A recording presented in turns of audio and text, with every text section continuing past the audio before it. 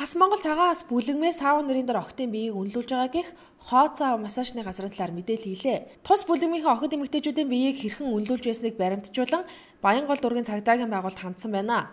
Мөн охидын биеийг худалдаж байгаа гэх хэрэгт иргэн оог сэжиглэж байгаа юм байна. Яг хоёр залуу яг үйлдэл дээр баригдсан тэрийн бичлэгийг нэг бид баримтжуулаад авчихсан. Тэгээд нөхдүүдээс асуусан чинь бид нэг 40 мянган төгрөгөөр 20 минут орно. Тэгэхдээ одоо нэг удаа тэгнэ. Тэгж байгаа. Тэгээд 20 минутын дотор 40 мянган төгрөгөөр тэр хүн хүссэн юм нэг юм байна л да. Одоо массаж бол хийх юм болцсон юм шиг массажны газрууд чинь.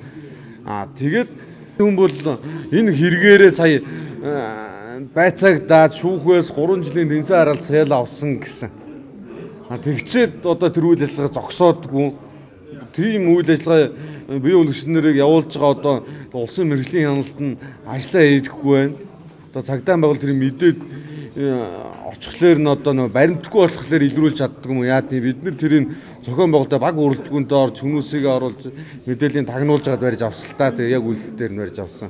Мөн Хас Монгол цагаас бүлэгмээ сауна массажны газруудад хамтран шалгалт хийж охид эмэгтэйчүүдийн биеийг үнэлүүлж байгаа газруудыг илрүүлэхэд хамтран ажиллах хүсэлтийг цагдаагийн байгууллага төргүүлэхээр болжээ. Одоо бас цагдаагийн байгууллага одоо магаас нэг төлөөс албаас мэдээлэл өгөөд бас ийм асуудалтай хамтарч ажиллах ийм юмд бид нар бас тусалсан уу гэдэг хүсэлтэд тавих бас бодолтой байна. Одоо энэний арын одоо олон саунууд байна бид нар мэдээлэл эдгээр бүгдийг нь одоо бид нар хаалган баримтжуулна. Энэний ард юу яваад байна гэхээр эмэгтэйчүүдийн эрх зөрчигдөж байна. Хүний 8-ны гарах их үүсвэр эндээс үүсэж байна. Тийм байна.